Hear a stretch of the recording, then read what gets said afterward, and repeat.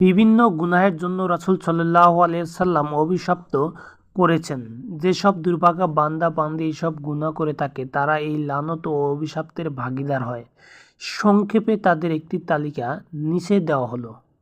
১ নম্বরে, যেসব নারী নিজেদের শরীরে ট্যাটু বা উল্কা অঙ্কন করে, যারা সেই ট্যাটু লাগিয়ে দেয়, এবং যে সকল নারী পরচুল বা নকল চুল ব্যবহার করে ও যারা সেই নকল চুল লাগিয়ে দেয়। ২ নম্বরে, যারা সুদী লেনদেন করে, যারা সেই লেনদেন লিখে দেয় এবং যারা এর উপর সাক্ষী থাকে। ৩ নম্বরে, অপরের সম্পদ যে চুরি করে। ৪ নম্বরে, মদ্যপায়ী, মদ প্রস্তুতকারক, মদের ব্যবসায়ী, মদ বিক্রি, অর্থ উপভোগকারী এবং মদের পরিবেশক। ৫ নম্বরে, যে ব্যক্তি নিজ পিতামাতার ধ্বংস কামনা করে। ৬ নম্বরে, যে ব্যক্তি আল্লাহ তাআলা ব্যতীত অন্য কারো নামে পশু জবাই করে। ৭ নম্বরে, যে সকল পুরুষ নারীর বেশ ধারণ করে এবং যে সকল নারী পুরুষের সাদৃশ্য গ্রহণ করে। ৮ নম্বরে, যে ব্যক্তি সমাজে কোনো বিদআত শুরু করে অথবা কোনো বিদআতকে প্রশ্রয় দেয়। ৯ নম্বরে, জীব ও প্রাণীর চিত্রাঙ্কনকারী।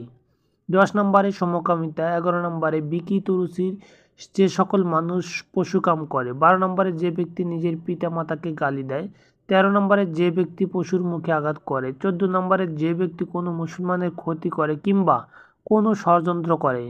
১৫ নম্বরে, যে সকল নারী কবর জিয়ারত করে, যারা কবরে সিজদা দেয় এবং মোমবাতি জ্বালায়। ১৬ নম্বরে, স্ত্রী পতাদের যৌন সম্ভোগকারী। ১৭ নম্বরে, সাহাবীদেরকে নিয়ে যারা বাজে মন্তব্য করে। ১৮ নম্বরে, যে ব্যক্তি নারীদের পোশাক পরে অথবা যে নারী পুরুষের পোশাক পরে। ১৯ নম্বরে, সুদখোর, ঘুষদাতা, ঘুষের মধ্যস্থতাকারী। উল্লিখিত এই সকল প্রকার লোকেরার জন্য আল্লাহ ও রাসূল বদদোয়া ও অভিশপ্ত করেছেন। ২০ নম্বরে, এছাড়া নবীজি ইরশাদ করেছেন, যে স্ত্রী স্বামীর সাথে রাগ করে তার সাথে এক বিছানায় রাত্রি যাপন করে না, আল্লাহ ও ফেরেশতা রাতভর সেই নারীকে লানত করতে থাকে। ২১ নম্বরে, আল্লাহ রাসূল সাল্লাল্লাহু আলাইহি সাল্লাম আমাদেরকে জানিয়েছেন, যে ব্যক্তি তার ভাইয়ের প্রতি ধারালো কোনো অস্ত্র দিয়ে ইশারা করে কথা বলে, ফেরেশতারা তার ওপর লানত বর্ষণ করেন। বইটির নাম হচ্ছে রুহের খোরাক।